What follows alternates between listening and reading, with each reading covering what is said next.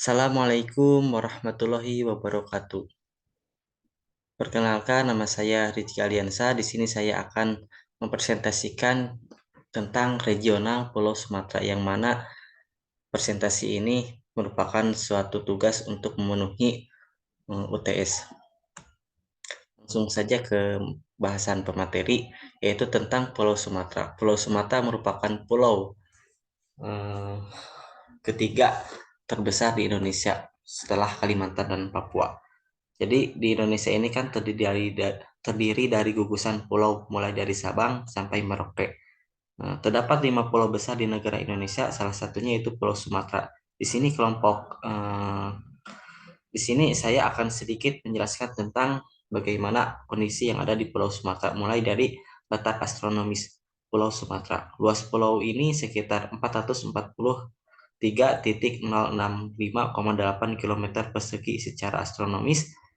Pulau Sumatera ini berada pada posisi 6 derajat lintang utara sampai sampai dengan 6 derajat lintang selatan, dan antara 95 bujur barat sampai dengan 106 bujur timur. Kondisi fisiografis di Pulau Sumatera ini sangatlah unik, yaitu berupa pulau di sebelah barat Sumatera yang membentang dari arah Semeru. Dan berdasarkan letak geografisnya, Pulau Sumatera terdiri atas dua bagian, yaitu wilayah pegunungan dan wilayah dataran rendah. Lalu masuk ke kondisi geologi dan geomorfologi Pulau Sumatera. Sejarah tektonik Pulau Sumatera berhubungan erat dengan pertumbukan antara lempeng India, Australia, dan Asia Tenggara. Sekitar 40,56 juta tahun lalu yang mengakibatkan perubahan sistematis dari perubahan arah dan kecepatan relatif antar lempengnya. Jadi Pulau Sumatera itu terletak di bagian barat gugusan kepulauan Indonesia, di sebelah utara berbatasan dengan Teluk Belanga, di timur dengan Selat Malaka, di selatan dengan Selat Sunda, dan di sebelah barat dengan Samudra Hindia. Begitu.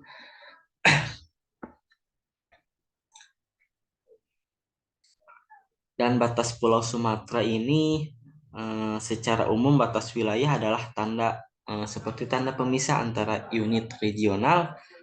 Unit regional tersebut bisa dalam aspek fisik, politik, sosial, kultural, dan ekonomi. Di sini saya menentukan batas wilayah itu lebih ditekankan kepada seperti halnya aspek fisik. Tanda aspek fisik bisa berupa fenomena alam seperti sungai, atau berupa tanda buatan manusia, yaitu seperti tubuh ataupun halnya dengan jalan begitu. Lalu di sini saya akan menjelaskan tentang eh, kondisi iklim Pulau Sumatera.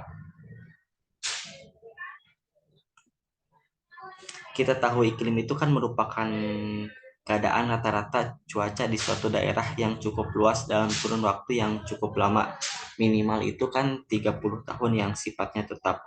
Iklim negara Indonesia sendiri secara umum dipengaruhi oleh kondisi musim yang menghasilkan arus muson atau yang dikenal dengan armodo.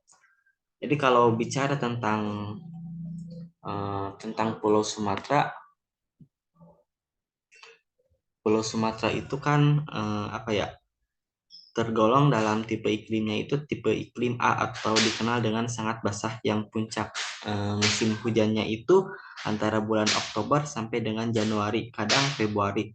Berdasarkan iklim ini, Sumatera memiliki hutan gambut yang umumnya berada pada daerah tipe iklim A atau B, begitu. Lalu masuk ke flora dan fauna Pulau Sumatera. Di Pulau Sumatera itu terdapat fauna endemik yang patut kita ketahui adalah seperti halnya monyet kedih. Seperti di gambar ini, yaitu adanya monyet kedih ini primata yang aslinya hanya terdapat di Pulau Sumatera, khususnya Sumatera Utara. Hewan ini termasuk dalam daftar hewan langka dan sangat nyaris punah begitu. Lalu di sini ada burung beo. Pulau Sumatera memiliki flora fauna yang sangat khas, salah satunya yaitu burung beo nias. Dari segala jenis burung, burung beo merupakan salah satu yang paling unik begitu. Lalu ada harimau Sumatera. Hewan ini merupakan jenis yang pandai berenang di dalam air. Hal ini turut didukung oleh selaput yang terdapat di sela-sela jari kakinya. Bahkan penduduk kadang menjuluki mereka dengan istilah seperti kucing air.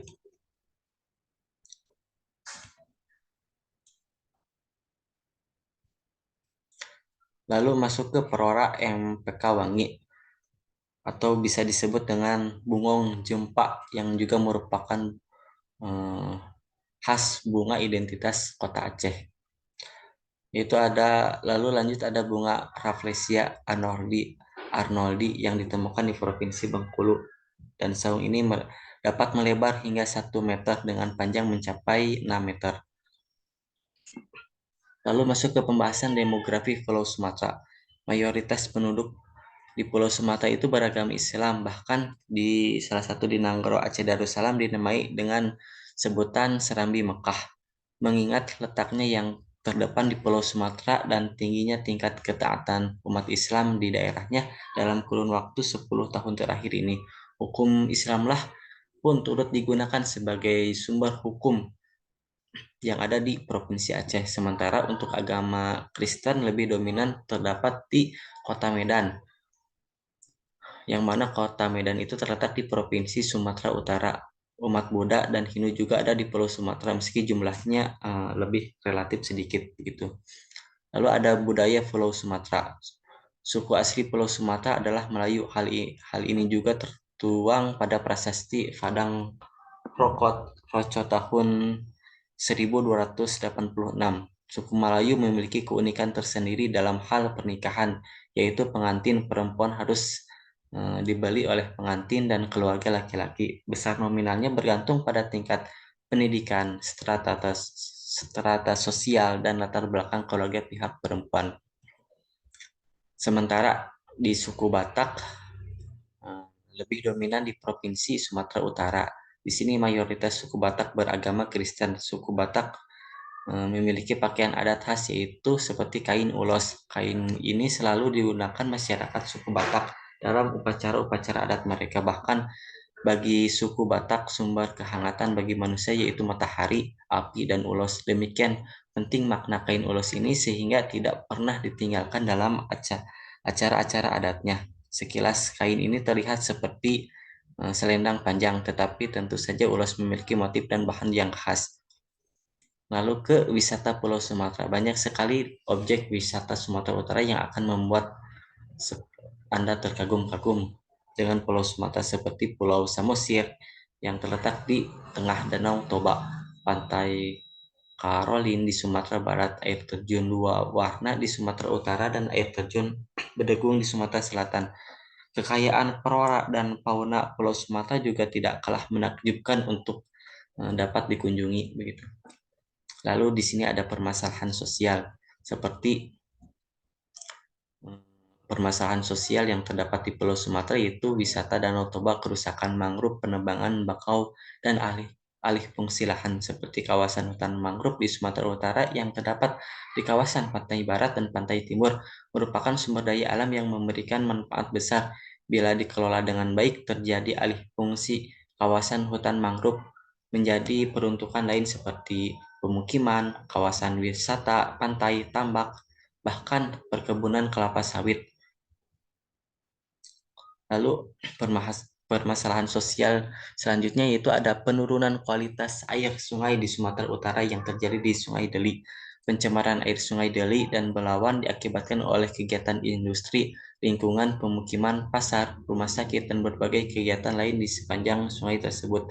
70% pencemaran di sepanjang Sungai Deli diantaranya diakibatkan limbah padat dan cair dari kegiatan domestik.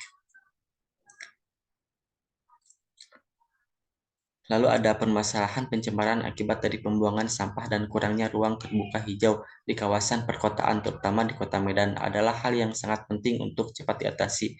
Permasalahan sampah disebabkan oleh masih terbatasnya infrastruktur pengolahan persampahan di Kota Medan. Sekian presentasi yang bisa saya sampaikan, kurang lebihnya mohon dimaafkan. Wassalamualaikum warahmatullahi wabarakatuh.